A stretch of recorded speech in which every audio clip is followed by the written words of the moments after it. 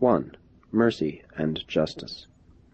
A very interesting incident occurred one afternoon by the roadside as they neared Tarentum. They observed a rough and bullying youth brutally attacking a smaller lad. Jesus hastened to the assistance of the assaulted youth, and when he had rescued him, he tightly held on to the offender until the smaller lad had made his escape. The moment Jesus released the little bully, Ganid pounced upon the boy and began soundly to thrash him. And to Ganid's astonishment, Jesus promptly interfered. After he had restrained Ganid and permitted the frightened boy to escape, the young man, as soon as he got his breath, excitedly exclaimed, "I cannot understand you, teacher. If mercy requires that you rescue the smaller lad, does not justice demand the punishment of the larger and offending youth?" In answering, Jesus said, "Ganid, it is true you do not understand. Mercy ministry is always the work of the individual, but justice punishment is the function of the social, governmental, or universe administrative groups. As an individual, I am beholden to show mercy. I must go to the rescue of the assaulted lad, and in all consistency I may employ sufficient force to restrain the aggressor. And that is just what I did. I achieved the deliverance of the assaulted lad. That was the end of mercy ministry. Then I forcibly detained the aggressor a sufficient length of time to enable the weaker party to the dispute to make his escape, after which I withdrew from the affair.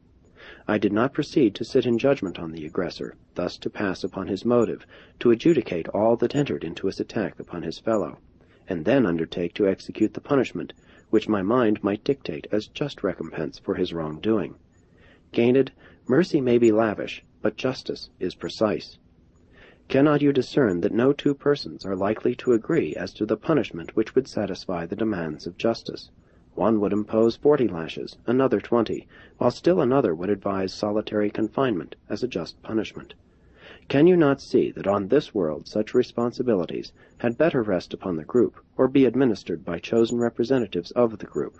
In the universe, judgment is vested in those who fully know the antecedents of all wrongdoing, as well as its motivation. In civilized society, and in an organized universe, the administration of justice presupposes the passing of just sentence consequent upon fair judgment, and such prerogatives are vested in the juridical groups of the worlds and in the all-knowing administrators of the higher universes of all creation. For days they talked about this problem of manifesting mercy and administering justice, and Ganid, at least to some extent, understood why Jesus would not engage in personal combat. But Ganid asked one last question, to which he never received a fully satisfactory answer, and that question was, "But teacher, if a stronger and ill-tempered creature should attack you and threaten to destroy you, what would you do? Would you make no effort to defend yourself?" Although Jesus could not fully and satisfactorily answer the lad's question, inasmuch as he was not willing to disclose to him that he, Jesus, was living on earth as the exemplification of the Paradise Father's love to an onlooking universe, he did say this much. "Ganid, I can well understand how some of these problems perplex you, and I will endeavor to answer your question. First, in all attacks which might be made upon my person, I would determine whether or not the aggressor was a son of God, my brother in the flesh. And if I thought such a creature did not possess moral judgment and spiritual reason, I would unhesitatingly defend myself to the full capacity of my powers of resistance, regardless of consequences to the attacker. But I would not thus assault a fellow man of sonship status, even in self-defense. That is, I would not punish him in advance and without judgment for his assault upon me. I would by every possible artifice seek to prevent and dissuade him from making such an attack, and to mitigate it in case of my failure to abort it. Ganid, I have absolute confidence in my Heavenly Father's overcare. I am consecrated to doing the will of my Father in heaven. I do not believe that real harm can befall me. I do not believe that my life work can really be jeopardized by anything my enemies might wish to visit upon me, and surely we have no violence to fear from our friends. I am absolutely assured that the entire universe is friendly to me. This all-powerful truth I insist on believing with a wholehearted trust, in spite of all appearances to the contrary."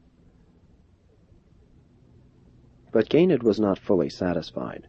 Many times they talked over these matters, and Jesus told him some of his boyhood experiences, and also about Jacob the stonemason's son. On learning how Jacob appointed himself to defend Jesus, Ganid said, "Oh, I begin to see.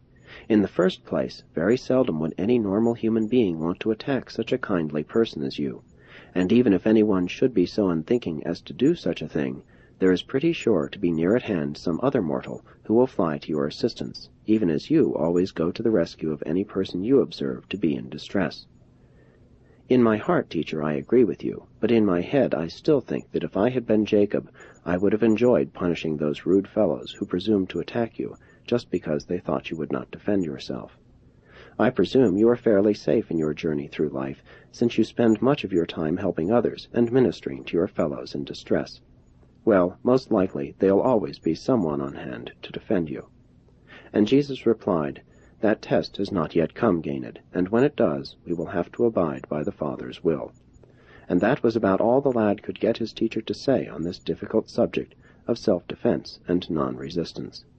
On another occasion he did draw from Jesus the opinion that organized society had every right to employ force in the execution of its just mandates.